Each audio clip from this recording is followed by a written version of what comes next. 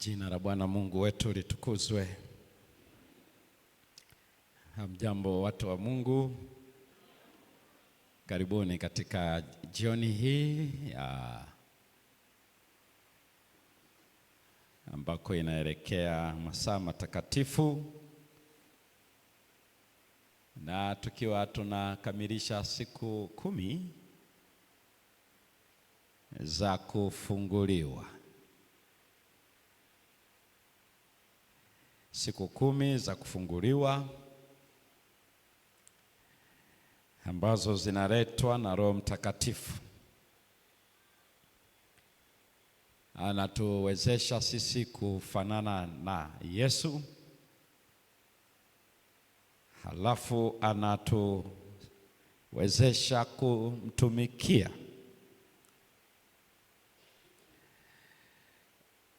Na hivyo wewe pamoja na mimi tunayo nafasi tena katika kilele cha siku hizi.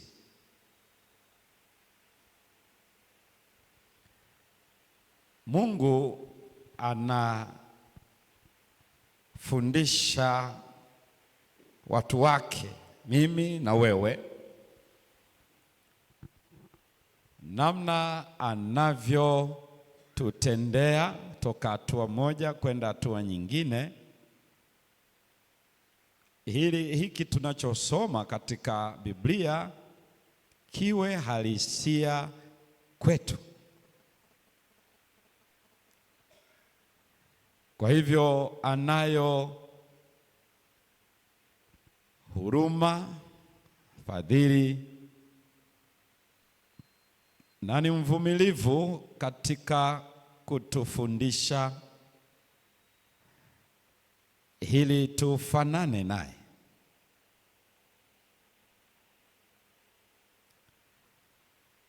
Leo kuna somo la pekee mno.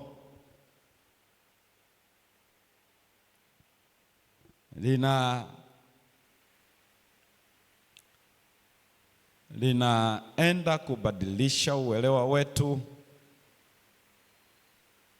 na namna ambavyo tunapaswa kutenda. Juzi tulikuwa tunaenda kwa familia, tukaenda nje kwa kanisa, halafu tena tukaenda nje tulipokuwa tunaangalia jana.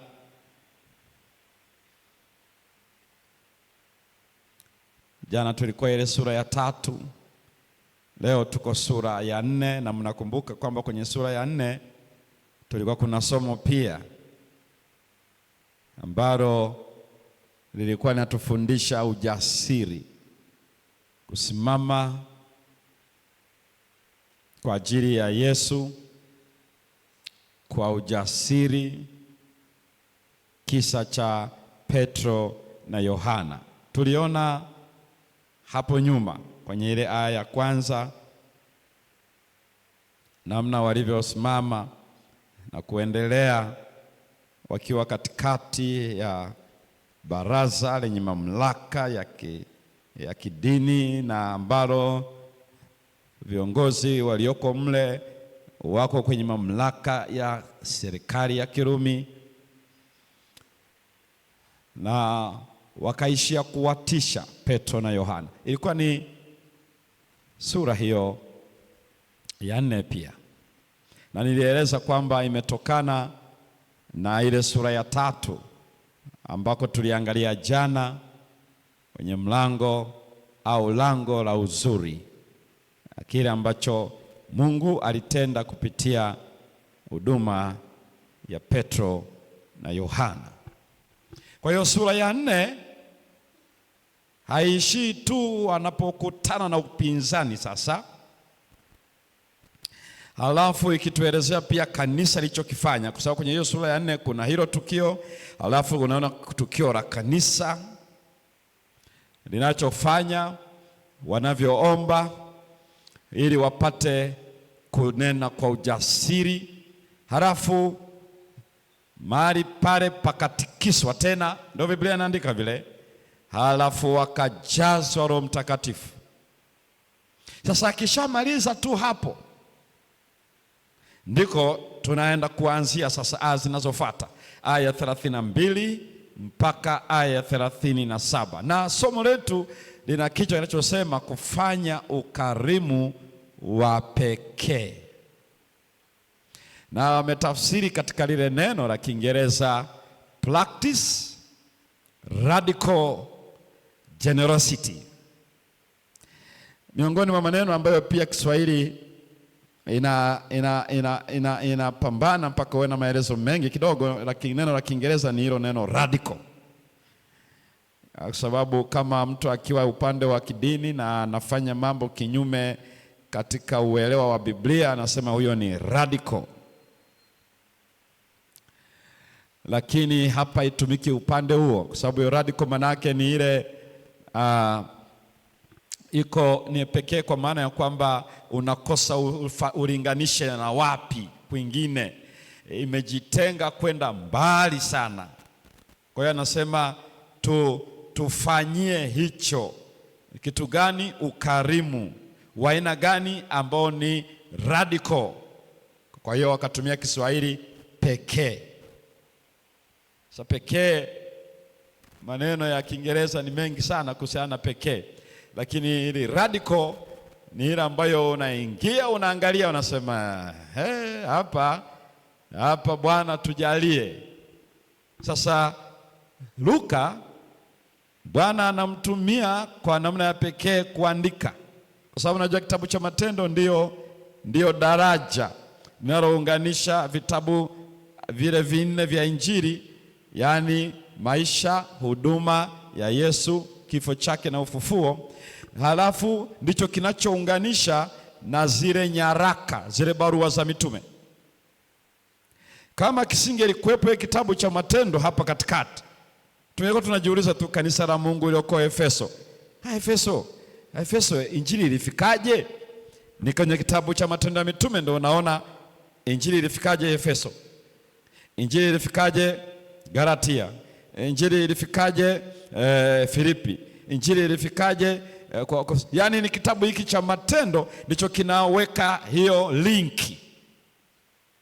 Lakini ndicho kinachoeleza Yesu alimaanisha nini Roho Mtakatifu anapokuja, kwa sababu kinaitwa kitabu cha Matendo, lakini ukweli hata watu walistruggle sana wakati wanakipa title yake, kwamba tukipatie kitabu cha Matendo ya Mitume, lakini wakiangalia wanaona kama ni matendo ya Roho Mtakatifu kupitia mitume. Sasa wakakubaliana, kwa sababu wakati ule title ya kitabu haitokani na muktadha wa yaliyomo, ila sentensi za kwanza. Ndio maana unaona yatumia mitume. Ni sawa hata hivyo ninavyosema kwenye Biblia Agano la Kale, unasema inaitwa kitabu cha Mwanzo, Genesis. Hilo neno Bereshith, yaani ukiangalia vitabu vya Musa vyote yale majina yaliyopata ni ile mwanzoni pale. Sana sana sura ya kwanza, sentensi chache za mwanzo. Kwa hiyo inachukua kitabu, na ndivyo ilikuwa zamani wanaita jina la kitabu namna ile. Kwa hiyo ikabidi tu wabaki na Matendo ya Mitume. Lakini ukweli ni huu, ni utendaji wa Roho Mtakatifu kupitia kanisa lake. Kwa hiyo tunaenda kuona na tufanyie kazi ukarimu wa pekee. Wa pekee ni radical generosity. Tuombe. Baba yetu wa mbinguni, tunakushukuru sana jioni hii kwa kuwa una neno unalotaka kunena nasi. Roho Mtakatifu akatuwezeshe kuelewa na kuhimiza kuitikia neema yako. Tunaomba katika jina la Yesu Kristo, amina.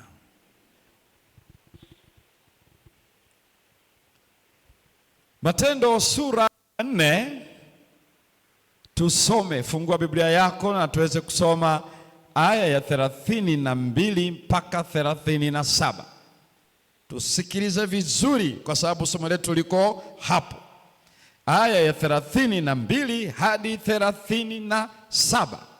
Neno la Mungu linasema, neno linasema, na jamii ya watu walioamini walikuwa na moyo mmoja na roho moja.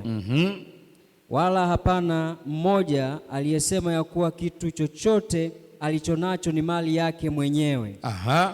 Bali walikuwa na vitu vyote shirika. Na mitume wakatoa ushuhuda wa kufufuka kwake Yesu kwa nguvu nyingi, na neema nyingi ikawa juu yao wote. Neema nyingi ilikuwa juu yao wote. Wala hapakuwa na mtu mmoja miongoni mwao mwenye mahitaji. Kwa sababu watu wote walikuwa na viwanja au nyumba waliviuza, wakavileta thamani, wakaileta thamani ya vitu vile vilivyouzwa, ndio wakaiweka miguuni pa mitume. Kila mtu akagawiwa kwa kadri ya alivyohitaji. Ndio. Na Yusufu aliyeitwa na mitume Barnaba, maana yake mwana wa faraja, Mlawi, asili yake ni mtu wa Kipro. Ndio. Alikuwa na shamba akaliuza, akaileta fedha, akaiweka miguuni pa mitume. Hizo ndizo aya tunazoenda kuziangalia, ambazo ndizo leo zimechaguliwa na mbingu kutuongoza kufanya ukarimu wa pekee. Aya hizi zina mambo makubwa matatu. Luka anaacha kuelezea ukinzani na upinzani dhidi ya jina la Yesu, anauacha hapo, anaturudisha kwenye familia ya Yesu. Angalia uandishi wa Luka ulivyokuwa, anaturudisha kwenye familia ya Yesu, tuone kinachoendelea ndani ya hilo kanisa. Ameanza na kinachoendelea kutoka nje, kutaabisha jina la Yesu. Hiyo ni sura ya 4 hiyo. Anafikia mahala Petro na Yohana wanaondoka baada ya kutishwa, na wamesimama kwa ujasiri, hatuwezi kuacha, maana hakuna jina jingine. Baada ya kutoka pale, Luka anatupeleka kwenye kanisa, anatuonyesha vile walivyoitikia kile walichopitia mitume Petro na Yohana, na namna walivyosali siku ile, vile walivyoomba wasiache ujasiri. Mungu awajalie ujasiri, wamnene yeye, na katika Yesu Kristo mikono wake utende maajabu na ishara, na Roho Mtakatifu akashuka kwao, jengo likatikisika. Kwa hiyo anatupeleka kwamba Mungu yuko pamoja nao. Akishatoka hapo, anatupeleka kwa maisha ya hawa waumini, social, economic and religious life. Anatupeleka kwenye maisha ya kijamii, kiuchumi na kidini ama kiimani ya hawa watu. La kwanza analosema hawa watu, anasema wote walioamini. Yaangalia vizuri aya 32. Aya 30 ngapi? Hebu angalia vizuri, hebu isome tena aya 32. Na jamii ya watu walioamini, wote walioamini, walikuwa na moyo mmoja, na roho moja. Sasa unajua kwa Kiswahili kutafsiri lazima waseme moyo mmoja na roho moja. Kiunani kinaweka haya mawili pamoja, moyo na roho, halafu anamalizia neno moja. Kiuandishi katika Kiunani anakueleza, kama angetafsiri anasema, alichokiandika pale katika lugha ya Kiunani inasema hivi: katika mioyo yao na katika roho zao. Ukisoma ni moja.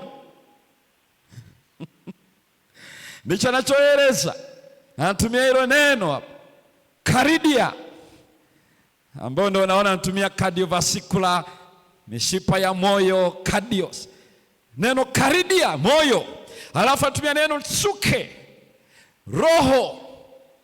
Nini anachokizungumza? Kwamba ukiangalia moyo wao utasoma moja, ukiingia kwenye roho zao utasoma moja. The heart and the soul, in their heart, in their soul, katika mioyo yao, katika roho zao ni moja. Kwa hiyo anachoeleza ni nini? Walikuwa wamoja. Wapi? Kwenye moyo, halafu kwenye roho. Ila ni nani waliweza hivyo? Jamii yote waaminio. Kwa hiyo jambo la kwanza, angalia vile Luka anavyoandika ili uweze kuelewa vizuri. Anakuambia hivi, walikuwa, jambo la kwanza alikuwa Mungu. Angalia uandishi wake. Mungu alikuwa ndio namba moja. Kwa nini? Kumwamini yeye. Neno la Kiyunani linaitwa pistis. Pistis maana yake ndio anatafsiri kwamba muamini, anayeamini, a believer. Kwa lugha nyingine, yule aliyeungana na Kristo ndio anaitwa anayeamini. Na hii ndio hatua ya kwanza muhimu kwa hicho tunachokwenda kukiangalia katika somo hili. Kwa nini? Iliwezekana tu kwa aaminie. Kwa hiyo walimwona Mungu. Mungu ndiye alikuwa wa kwanza kwao. Wakimwona yeye wa kwanza, ndipo haya mengine yanafanyika. Na anatueleza mambo mawili. La kwanza, walikuwa wote na moyo mmoja. Katika moyo mmoja anazungumzia swala zima la makusudi, purpose.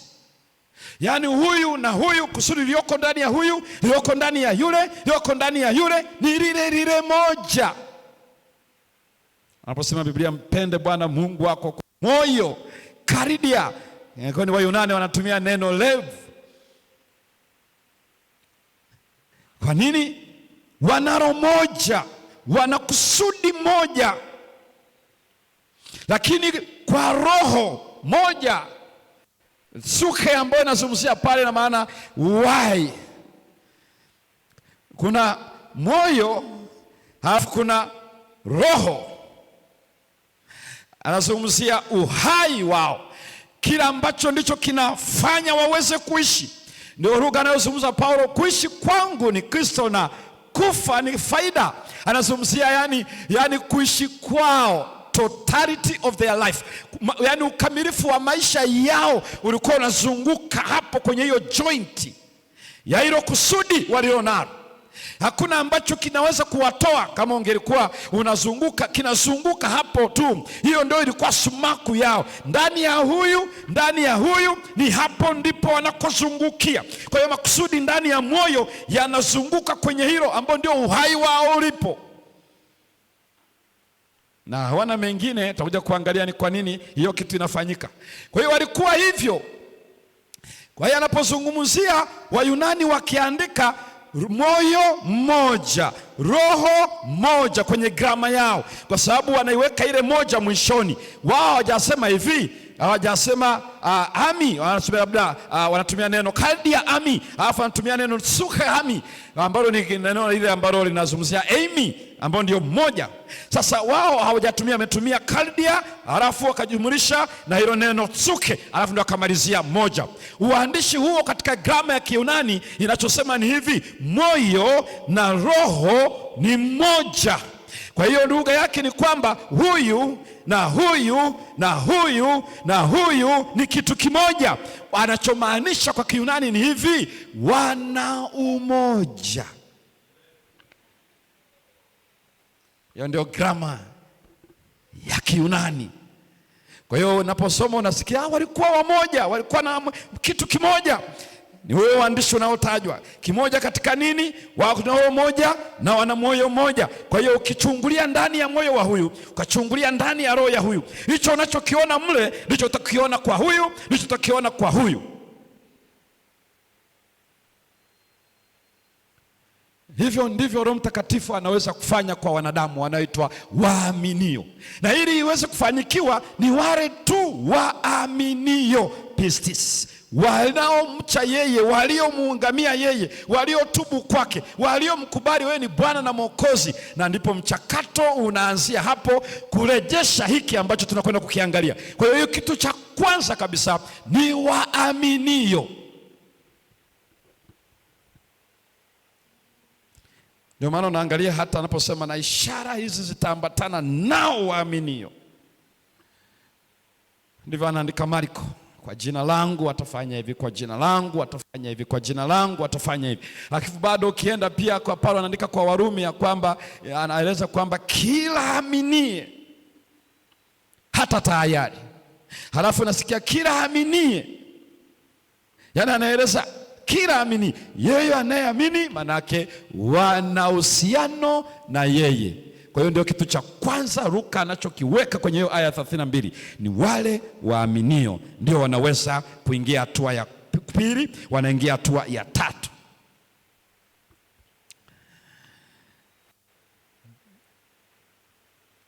Kwa hiyo inazungumzia umoja.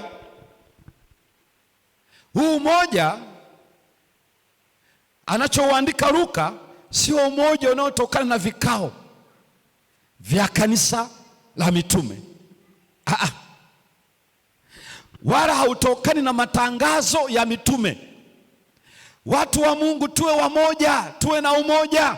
Ama ni ajenda leo kwenye baraza la kanisa letu la Kizota, tuwe na umoja. Huu ni umoja usiotokana na kikao cha kanisa, cha idara ama cha chama ama cha kanisa, iwe ni mkutano mkuu wa kanisa, iwe ni baraza la kanisa, iwe ni kikao cha jimbo kwa maana ya fridi. Huu umoja hauletwi na kikao cha wanadamu.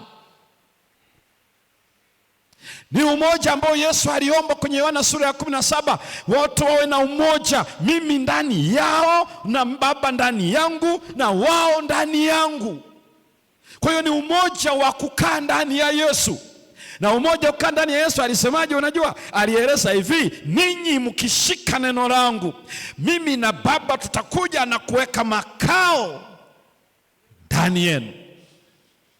Ndio maana anasema kaeni ndani yangu. Kwa hiyo ndio maana kanisa la Adventista wa Sabato halikubaliani na ekumenism, halikubaliani na ule umoja wa madhehebu ya Kikristo, kwa sababu moja, unatokana na vikao, hautokani na neno. Umoja anaoeleza hapa Luka unaletwa na wote walioamini, wale waliokubali watakaswe kwa ile kweli. Neno lako ndio kweli. Niombe watu 5, watu 6 waje hapa. Watu 6 tu, njoo tu haraka hapa. Pengine tunaweza tukajua nini maana yake anachoeleza. Haraka basi, watu 6. Kama hakuna watu 6 waje wanadamu 6. Maana jua wote mwanadamu. Watu 6.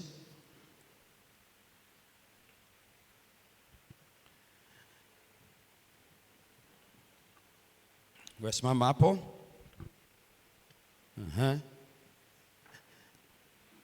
Nenda pale. Sogea hapa. Njoo hapa rafiki.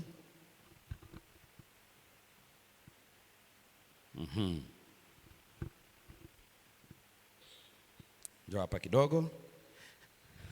Njoo hapa mama. Afu wote geukeni. Geukeni wote muangalie kwa huyu aliyepo katikati hapa. Wengine wote geukeni kumwangalia huyu hapa. Huyu atavaa usika wa Yesu. Kwa kielezo hiki. Wana huyu amefurahi sana yani. Kafurahi sana, nasikia amevaa usika wa Yesu. Kacheka kweli yani.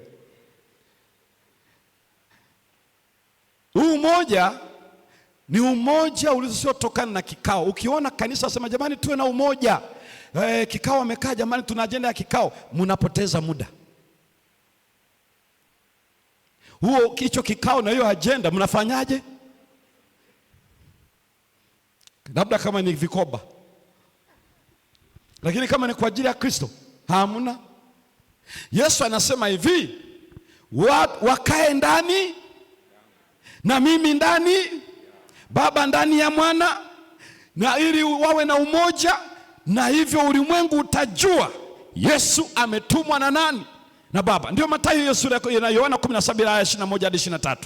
Na hapa anapoeleza one karidia suhe emi, anapohitaji pale anazungumzia juu ya umoja ambao ukichungulia ndani yao unaona ile kusudi pamoja na ile uhai wao wote unazunguka hapo.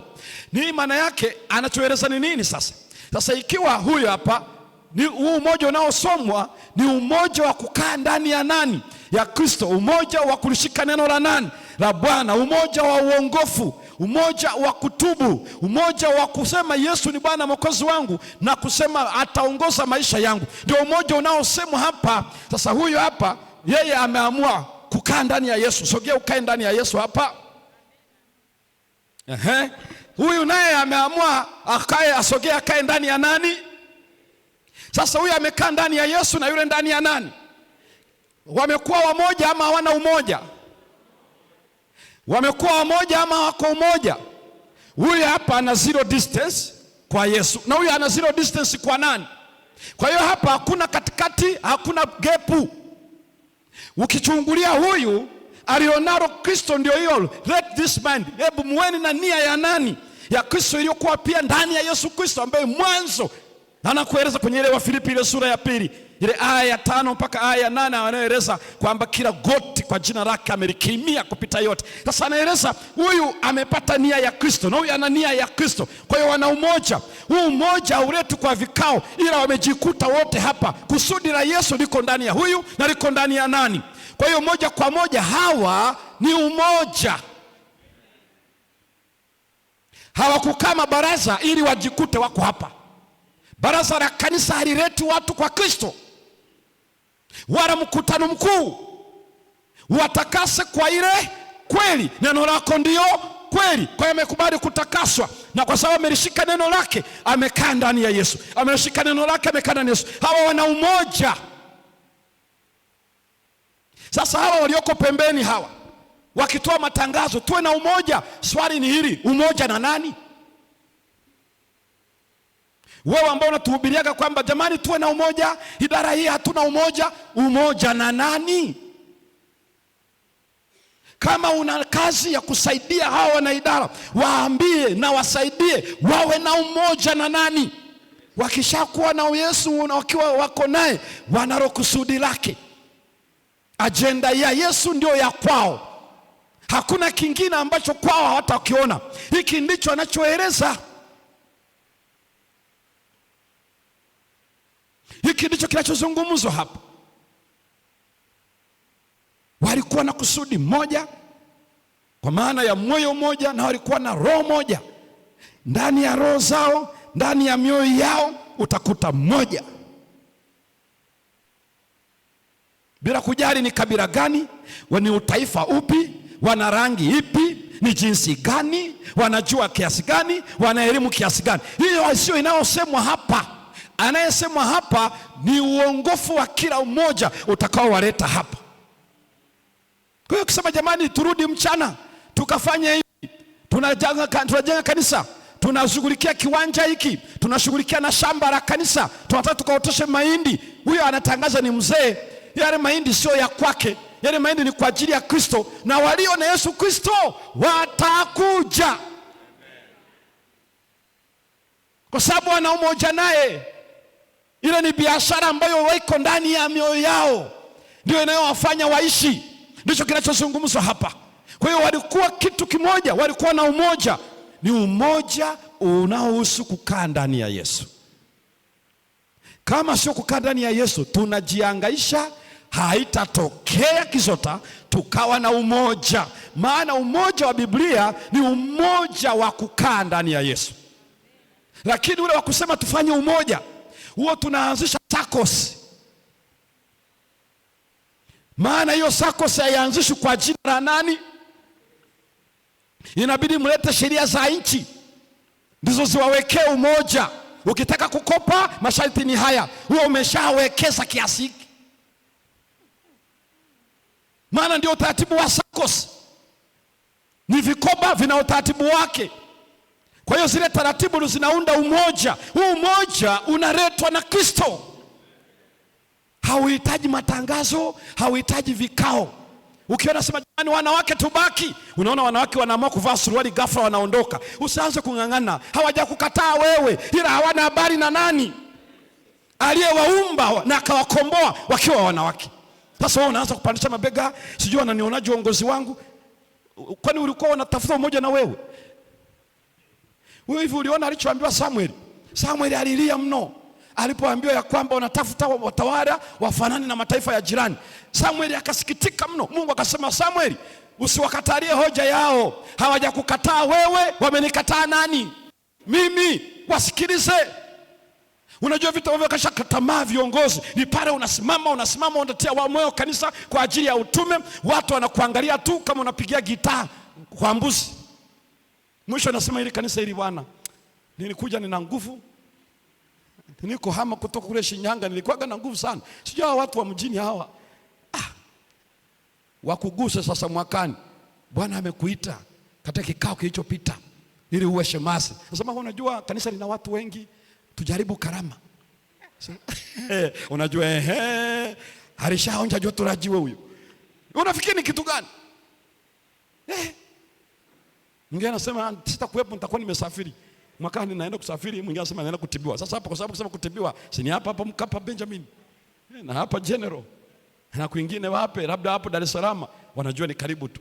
Lakini wale wa vijijini wanakueleza, unajua nimekuwa mwili wangu uko sawa muda mrefu, mwakani na mpango wa kwenda kutibiwa Muhimbili. Kuna mmoja alitokeaga namna ile. Washiriki wakamng'ang'ania wale wajumbe wa kikao cha uchaguzi. Yeye anaeleza, nikamwambia kwani una mpango wa kwenda kutibiwa lini? Anasema bado sijapanga, lakini nafikiri Januari. Nikamwambia matibabu yako yatachukua muda gani? Anasema sijajua. Sasa kwa sababu hujajua, ukienda muda mrefu kanisa litakaa tena. Kulingana nia yao unachokiona hapa, Bwana anakuhitaji. Lakini wanasema unajua hili, wengine nimekuza waliona vikao, waliona nini? Waliona kama muda wao wa kutumika kwenye shughuli zao za kiuchumi, waliona kama ulienda sana kwa kanisa. Wanasema unajua bwana, ukiwekeza sana kwenye kanisa hili, mambo ya uongozi haya bwana, mambo yangu yakwenda vizuri. Ndio maana unaona watu mpaka umbembeleze mtu anasema tunamtuma nani kwa fulani. Maana mpaka umpake mafuta kuanzia nywele mpaka kucha za mguuni. Unajua wewe ni mtu wa muhimu sana, Yesu amekuweka hai mwaka huu, mwakani na nini, mpaka umpambe. Yaani unaamua kuwa MC kwenye tukio la sherehe. Jamani na waitieni fulani. Ili familia ya pekee katika mkutano huu. Unapandishwa mpaka unaning'inizwa kwenye kitanzi. Unaanza kutembea kama dume la nyang'ani. Yaani mpaka wakupake mafuta ndipo upokee kazi. Ngoja kidogo, ngoja mimi niache na hiyo kwanza, niende na ile yoko hapa. Lakini hawa watu hakuna anayewaambia hicho. Wana roho ngapi na wana moyo ngapi? Kwa sababu wako na nani? Na Kristo. Sasa wale ambao tuko nje, mimi niko huku, ila yuko kule, yuko pale, jamani tuwe na umoja, tufanye hivi na hivi. Swali la msingi ni hili, tuwe na umoja na nani? Na CTF. CTF inaweza kutengeneza umoja huu. Maana yake watu wafundishwe kweli, wajisalimishe kwa Kristo, ndipo watajikuta wote wako kwa nani. Vinginevyo nje ya Kristo usizungumzie umoja ndani ya kanisa, usizungumzie umoja kwenye idara, usizungumzie umoja kwenye chama katika idara, unapoteza muda. Ndicho anachokieleza Daktari Luka. Asanteni. Asante sana mnaporudi kuketi. Kwa hiyo ndicho anachokieleza hapa. Jambo la pili ambacho Biblia inaelezea, soma hiyo aya 32 na 34 kwa pamoja. Ziunganisha usikie. Soma aya 32 na 34. Na jamii ya watu walioamini walikuwa na moyo mmoja na roho moja. Wala hapana mmoja aliyesema ya kuwa kitu chochote alichonacho ni mali yake mwenyewe. Sikiliza hilo kanisa. Hapana hata mmoja aliyesema kitu alichonacho ni nini? Ni mali yake mwenyewe. Bali walikuwa na vitu vyote shirika. Kila kitu chao ni shirika. Wala hapakuwa na mtu mmoja miongoni mwao mwenye mahitaji. Hakuna hata mmoja aliyekuwa mhitaji katika kanisa lako hilo. Kwa sababu watu wote walikuwa na viwanja au vyumba, waliokuwa na viwanja au vyumba waliviuza. Wakaileta thamani ya vitu vile vilivyouzwa. Wakaiweka miguuni pa mitume. Kila mtu akagawiwa kwa kadri ya alivyohitaji. Hambo sikilize juu ya jambo hili sasa. Hatua ya pili, wakishakuwa na Kristo, hatua ya pili unaona sasa watu ndio second step. God first, people second. Na kwa kuwa watu wakishakuwa second, ndipo unaona sasa utoaji. Yaani Mungu namba moja, watu namba mbili. Namba ya tatu sasa ni mali walizonazo, ndio zinakuwa za tatu, na unaziona sasa zote zinazunguka kwenye hiki walichonacho. Anaeleza hivi, watu walikuwa vitu vyao vyote nini? Shirika. Koinonia, linalotoka na neno koinos. Hii ni mara ya pili alieleza hili swala ile, kwa sababu tuliangalia kwenye sura ya pili aya 41 mpaka 47, kama tunazungumzia tena ile kanisa Luka anatuelezea pale. Safari hii ni kwa namna ya pekee sana, kwa sababu ameiweka degree ya juu sana. Naomba uelezo vizuri kwa nini linakuja kama sehemu la mwisho ya somo hili. Anaeleza hivi, yani hakuna mtu ambaye vitu alivyo navyo, mali alivyo navyo, eti aliona ni vya kwake peke yake. Ilikuwa ni shirika, koinos. Hii ni koinonia na sio communalism. Wale waliosoma historia wanajua ile mode of production, ile mifumo ya kiuchumi iliyoanza na communism, ikaingia sijui feudalism, ikaja capitalism, ikaja mpaka socialism. Sasa ile wanayosema ni communalism, yani walikuwa wote wamoja, communalism ambayo watu wanaichanganya communalism pamoja na koinonia. Nisikilize vizuri, Luka haandiki communalism, anaandika neno koinonia, ambao maana ya koinonia na communalism iko hivi. Naomba watu wawili waje hapa ili muione vizuri tofauti. Watu wawili waje hapa tu haraka. Watu wawili.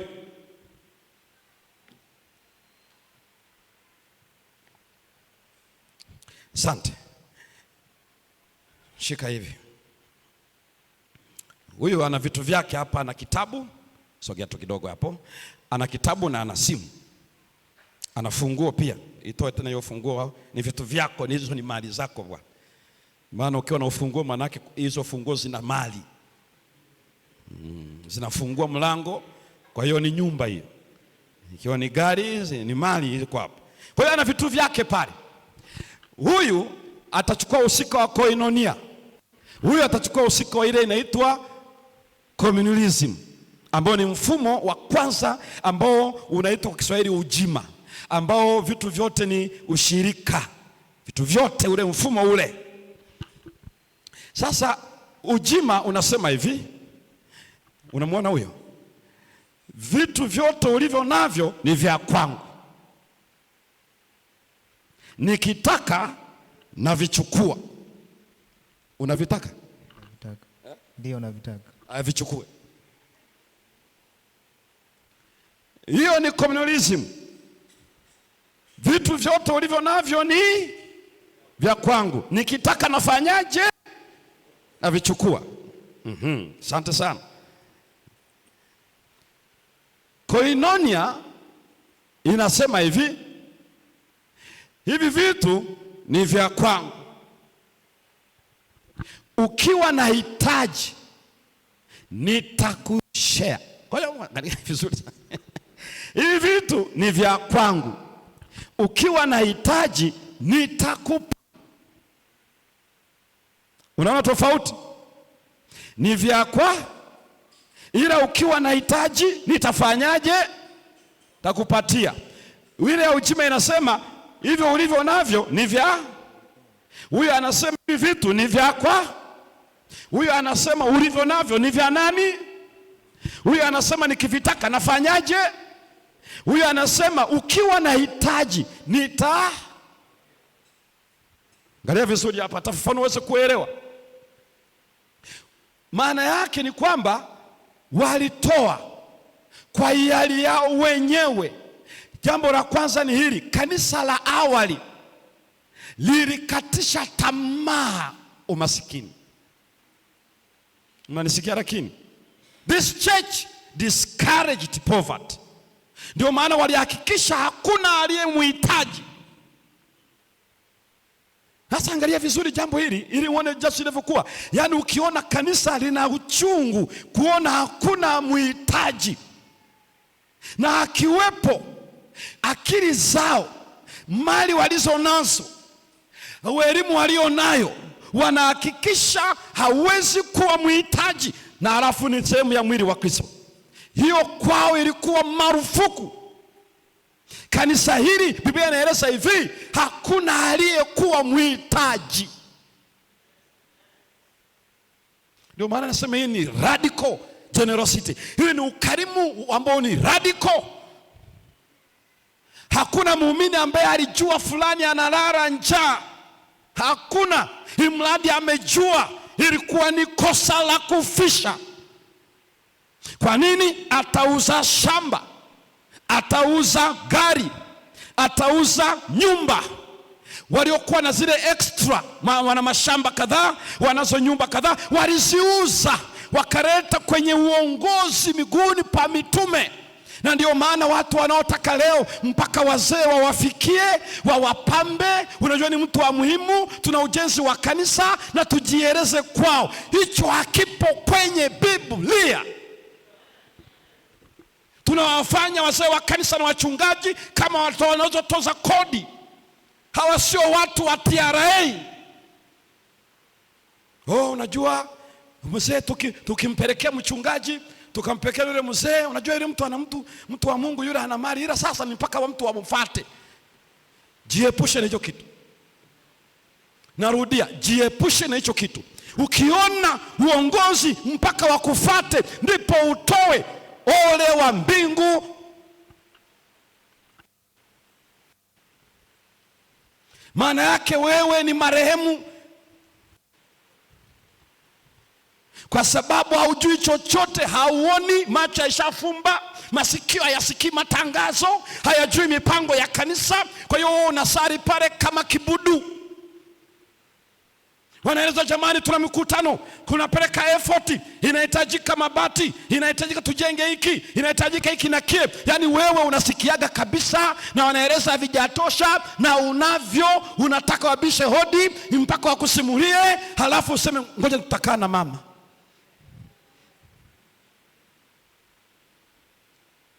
Hujue kwa kuna Roho Mtakatifu. Na kama hiyo ndio maisha matangazo, tunajaribu. Ikiwa matangazo hayatoshi, maufafanuzi uongozi, taswira, ajenda na hitaji la kanisa haitoshi kwangu, hii ni hatari. Na nimefurahi sana kusikia watu wakizota kwamba hata shukrani kwa makambi na majukumu ya kutengeneza mikutano, watu wakakae wenyewe halafu wafanye wenyewe. Maana unajua saa nyingine unajua wamenipa goli kubwa, wamenionaje mimi? Sasa kakae wewe. Na hakuna mtego kama ule ambao Yesu ameuleta mbele yako, kwa sababu ndio swala maalum ambao litaonyesha wewe umekomaa. Unaelewa maana yake ni nini? Wewe unajua mimi peke yangu, tuko watu wengi. Nilikwambia sababu wengi huenda hawana ajenda ya kwenda. Yesu wakati anakuokoa aliwakuta mkiwa nao hao. Kuna yoyote wakati Yesu anamfikia mlikuwa kitimu fulani za Yesu, kwa hiyo mkaja kama timu? Kila mtu alikutwa kivyake. Alikutwa kivyake, kila mtu alikutwa kivyake. Kwa hivyo ni nini maana yake? Sikiliza hitaji la Bwana. Hitaji la Bwana ni hitaji la watu wake. Ndio maana anaeleza walihakikisha wanapiga marufuku uhitaji ndani ya kanisa. Hii maana yake walihakikisha wanawawezesha waumini, na wale ambao walikuwa hawajafikia hatua hiyo hawawezi kula, wanalala, wakati washiriki wenzao wale ambao wameitwa kwa damu ya Yesu wanapata shida. Hii ni radical generosity. Mungu anataka tujue, tukifika hapo ndipo nasema hilo ndio kanisa. Hilo ndio kanisa. Vinginevyo ni virabu, ni vyama kama vya mchezo ya mipira, vyama kama vya wapenda nao, vyama kama vya wavuta bangi, kama vipo. Lakini ukiona ya kwamba wewe ni mimi, maana yake koinonia ni hivi, nilicho nacho mimi ni kwa ajili ya Bwana. Kwa hivyo siwezi nikafurahia ikiwa kuna moja anapata shida. Kwa hiyo wali discourage poverty, na bado hawakukanusha utajiri. Lile kanisa lilikuwa na watu wote, wenye viwanja na wenye majumba, na wengine ambao wakati wanakutwa na injili hali yao haikuwa nzuri, na kwa sababu pia Yerusalemu ilikuwa ni mji wa kibiashara, business city, na hao wanafunzi wa Yesu na wengine wakazi wale walikuwa ni nje ya mji, wanapomngojea Yesu siku 10, agizo lake na huduma za kuhubiri pale ndani, hiki na kile, maana yake unaweza ukaelewa. Lakini Yerusalemu ilikumbwa na matukio ya njaa mara kadhaa, mwaka wa 25, mwaka wa 29, hata yule nabii anaitwa Agabo na binti zake 4 aliyetabiri Yerusalemu na njaa, mpaka mitume wanamwambia Paulo, unapoenda huko tafadhali usisahau kuambia watu wa Mungu kwa ajili ya waumini wenzetu ambao njaa imeikumba Yerusalemu. Na Paulo anaandika, anasema nilikuwa mwaminifu to correct kwa ajili ya watu wa Mungu walioko Yerusalemu. Sisi tunalala kabisa, mwingine anakufa njaa na ni mshiriki koinonia, na hata una shida kabisa, unamuona hivyo hivyo. Anasema hapana, hawa watu walichukia uhitaji, kwa hivyo walitoa mawazo, walimuwezesha, lakini kabla hajafikia walihakikisha wanaenda wanauza, wanaleta kwenye leadership, na halafu kanisa linagawa kwa wahitaji. Hili ni kanisa ambalo tabia yake iko juu, na hiyo usisahau, hiyo haitengenezeki yenyewe, hiyo inaletwa na Roho Mtakatifu. Ukiona wengine wanapata shida, wewe bado hauoni shida yoyote, maana yake kilichopungua pale ni yule Mtakatifu. Usitake kutafuta mchawi, nisitafute mchawi. Hivi unajua utoaji wa namna hii is very risky. Utoaji wa namna hii ni kama hatarishi, kwa sababu hiki unachotoa unampatia kanisa ili kanisa lije ligawe kwa watu wake ambao linawajua tunawahitaji. Ndio maana leo hata kanisa haliwezi kusoma, jamani, tuna wahitaji 3 ama 4. Uhitaji wenyewe unahitaji moja, unahitaji godoro, unahitaji kitanda. Uhitaji ulioko pale ni hitaji kwa ajili ya kwenda hospitalini matibabu. Lakini washangaa paka mtu anasema mtuambie ni nani? Mpaka tujue kwanza ni nani. Ukiona hiyo lugha hiyo na wanaozungumza ni uongozi, hivyo unatafuta wakutangazie kweli. Una agenda ipi? Ikiwa wanaopaswa kutangaza kuna hitaji hili ni uongozi, wewe unataka uwafahamu kwa ajabu lipi?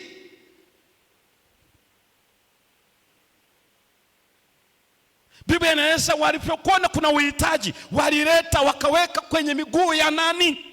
Ya mitume. Halafu ndipo taratibu unawekwa, uongozi wa kanisa, wahitaji wanapewa. Haikuwa matangazo, Semba na uhitaji huu, fulani ana uhitaji huu. Kwa hiyo jamani, unapoenda upite mumuone.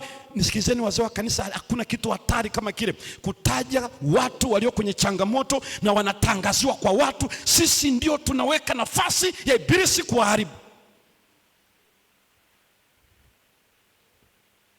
Unajua tulienda pale nyumbani, mtu wa Mungu analala tu kwenye hata chakula hana, halafu anatajwa ni nani?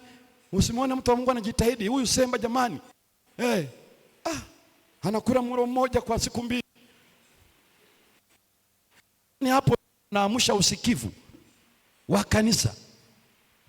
Unadhani unajenga, lakini unaharibu. Uongozi wameshajua Semba anakula mlo mmoja kwa siku 2, ama anapolala maeneo anakokaa hali iko namna ile. Uongozi ni kuja, jamani, kuna wenzetu wana uhitaji. Uhitaji unaohitajika mwenye godoro, mwenye hiki na hiki hapa, halafu wenye navyo wataleta. Ni tofauti na ambaye anaumwa, ni tofauti na aliyefiwa. Kwa hiyo anasema hii ni jukumu ambalo ni hatarishi. Kwa sababu gani? Kutoa. Koinonia iko hivi, unatoa, unashare. Maana yake nilivyo navyo ni vyetu, ukiwa na haja nina share. Kwa hiyo komunismu anasema ulivyo navyo ni vyetu, nikitaka nachukua. Koinonia inasema nilivyo navyo ni vyetu, ukiwa na uhitaji tutashare. Maana yake mzizi umejengwa kwa aliye nacho atoe kwa hiari. Kanisa alisemi hivi kwenye koinonia kwamba aliye nacho aje kwa huyu. Bwana, unajua mimi sisi wote ni shirika, unajua kwa hiyo na Biblia, kwa hiyo na nani nipatie hiyo. Sio huyu aseme. Sio huyu akisema, maana yake hiyo ni communism. Ile maana yake ni huyu kwamba nilicho nacho ni cha kwetu wote. Kwa hiyo ikitokea kuna uhitaji nitashare.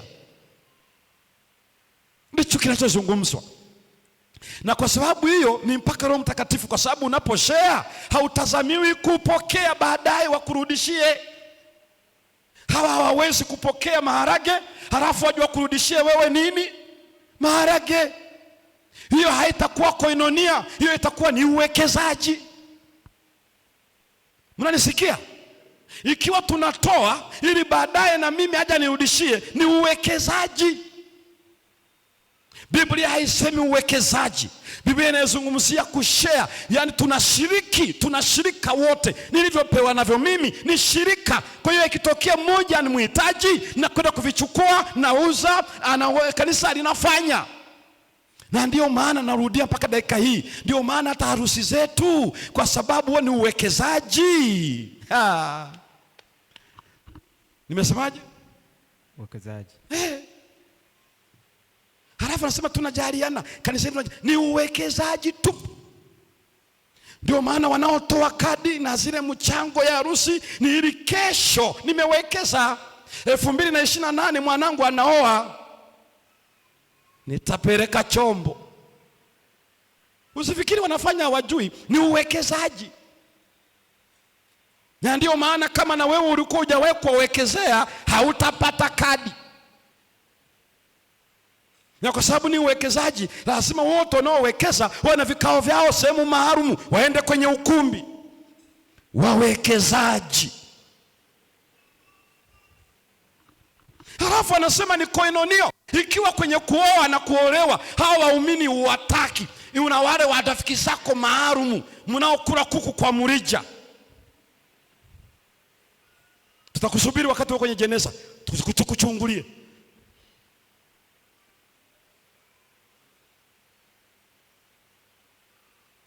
Kama hiyo ni koinonia unaifanya, tunatazamia wewe utafute hela zako, uchukue ile ukumbi, halafu ulete waumini wote. Haleluya! Haleluya! Nitasema mpaka nimelala kaburini. Hakuna uchafu na upagani kama huu.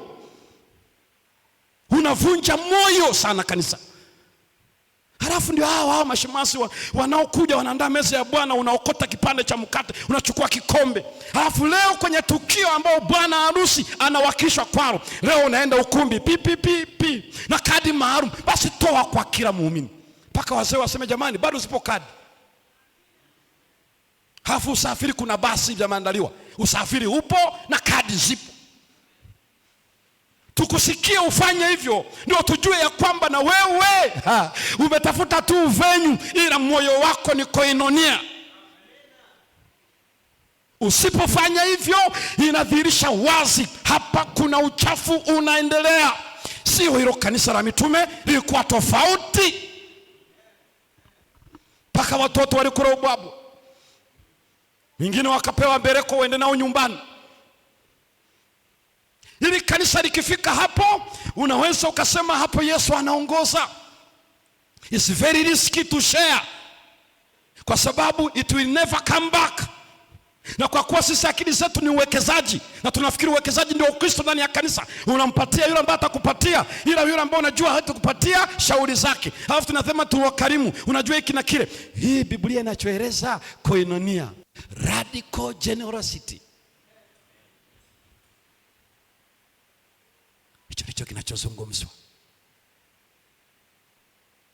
Na huu umoja unaosemwa unaotokana na Yesu Kristo hauangalii namba ya waumini. Does not count the size. kwamba tukiwa wachache tunajaliana, tuna koinonia. Koinonia haijali waumini ni elfu ngapi. Niwape mfano, Matendo 1 sura ya 15 walikuwa 120. Matendo sura ya 2 ile aya ya 41 wakabatizwa 3000. Bado unaiona koinonia. Halafu Matendo sura ile ya 2 aya ya 47 Mungu analisha kanisa lake kila siku wanaoongolewa. Matendo sura ya 4 aya ya 4 wanaume pekee waliobatizwa 5000. Halafu ndipo Petro Luka anasema bado walikuwa wanahakikisha hapo umasikini hauwezi kudhalilisha watu wa Bwana. Aliye nacho tajiri na nini. Kanisa halijawahi kusema kuwa na mali nyingi ni dhambi. Badala yake nafasi ikifika ya walio nacho ndio nafasi ya kuinua utu wa watu wa Mungu. Ndio maana wanatajwa akina Yusufu Barnabas, mwana wa faraja, alikuwa ni miongoni wa waumini waliokuwa na mali. Ndio maana sura ya 5 inamtaja huyu anaitwa Anania na Safira, walikuwa ni waumini waliokuwa mmoja wapo wa mali. Kwa hiyo Luka anatuandaa kwa sura inayofuata. Ndio maana mtaja huyu Barnaba ambaye aliuza akaleta, anajulikana kama mwana wa faraja, ili kesho uingie sura ya 5 ukutana na Anania na Safira ambaye alishindwa kushare, alishindwa kwenye koinonio. Ndio maana aliposhindwa kufanya hivyo na huku anajifanya kwamba na yeye ana koinonio, unafiki wa namna hiyo haukubariki na Roho Mtakatifu. He died instantly. Sikiliza ndugu zangu, alikufa na mke wake exactly instantly, kwa sababu alifanya unafiki wa kujifanya na yeye ni mwana koinonio, wakati ni mtu ambaye anawekeza. Alipiga akili, nikitoa hazirudi, na kwa sababu hazirudi toa kidogo, tofauti na kile ambacho nilikuwa nimeahidi. Petro akasema usicheze na Roho Mtakatifu, ulipaswa ukae tu hivyo kimya, huwezi kulichafua kanisa la Bwana. Mungu anijalie. Halafu ndipo Biblia inaeleza walitoa kwa nguvu. Hebu fanya, shika ufunguo wako. Asante mnaporudi. Asante sana. Pointi yangu ya mwisho kwenye ile aya 33, hebu isome. Aya 33. Hebu isome hiyo aya. Neno la Mungu linasema, na mitume wakatoa ushuhuda wa kufufuka kwake Yesu. Wakatoa ushuhuda wa kufufuka kwa Yesu kwa nguvu nyingi. Kwa nguvu nyingi. Na neema nyingi ikawa juu yao wote. Neema nyingi ilikuwa juu yao. Nguvu nyingi. Dunamis mega. Charis mega. Dunamis walitoa ushuhuda ule kwa nguvu nyingi. Yaani kanisa likiwa namna hii, unaona jinsi utume unavyoenda kwa nguvu zote, kwa neema yake wanaenda kwa kasi. Halafu bado unaambiwa walikuwa na neema nyingi, mega grace and mega power. Umetume wanatoa kwa mega power, na neema ya Mungu ilikuwa juu yao wote. Na unasahau neema ya Mungu ni ipi? Paulo anaeleza yatufundisha kukataa ubaya. Neema ya Mungu inatajwa katika Warumi na inasema inatuvuta tupate kutubu. Anaeleza neema zote zilikuja kwa mkono wa Yesu Kristo. Ndivyo Yohana anaandika wa Patmo kwenye Yohana ile sura ya 1. Neema zilikuja kwa mkono wake. Anasema waliopata neema, na maana yake nini? Waliosamehewa. Maana yake ili kanisa, waumini wote walikuwa na hiyo neema ya kufanya wengine wajue Yesu anasamehe. Forgiving grace, perseverance grace, neema inayovumilia. Kwa sababu hawa wote sio kwamba walikuwa watakatifu wema wasio na shida ile, lakini one soul and one heart. Walikuwa na moyo mmoja, walikuwa na roho moja. Hilo ilikuwa ndio kusudi kubwa ambalo kwao waliishi kwao. Kwa hiyo wametoka kanda ile, wametoka upande ule wa dunia, lakini wameitwa na Kristo. Neema kubwa, neema nyingi ilikuwa juu yao wote. Maana yake walikuwa ni watu wanaoweza kusamehe wenzao, watu wanaoweza kubeba changamoto ya wengine. Neema ilikuwa juu yao watu wote. Na Biblia inaeleza mambo mawili makubwa. Kuna nguvu kubwa nyingi, hiyo inaitwa dunamis mega kwa Kiyunani. Halafu pia kuna charis mega, ambayo bado neema nyingi kubwa ya pekee. Halafu kuna nguvu nyingi, the power, self operating power. Habari za kisa cha aliyefufuka, nguvu ya Yesu ndani yao, lakini maisha yaliyokuwa munyu na nuru ilikuwa na neema nyingi. Hili ni kanisa lililofanyia kazi ukarimu ambao ni radical. Hii yote ni utendaji wa Roho Mtakatifu. Hatuwezi kuigiza. Hakuna jasiri wa kuigiza aina hii ya maisha. Ni mpaka Yesu Kristo, Roho Mtakatifu ndani yetu. Wote wanaokombolewa watakuta wana ndugu zao wa kiume na wa kike watakaowapatia maarifa ya kupambana kiuchumi, watakaowawezesha wakati hawajafikia kiwango fulani, na wanafanya vile ili mradi kanisa, uongozi limeleta hoja, kuna jambo hili, kuna jambo hili, kuna jambo hili. Kanisa hili halikuendekeza uvivu, halikuendekeza umasikini, bali ulipambana kwenye hilo, wakati huo huo likitia moyo wote waliokuwa na mali kuona Masihi atesekaye.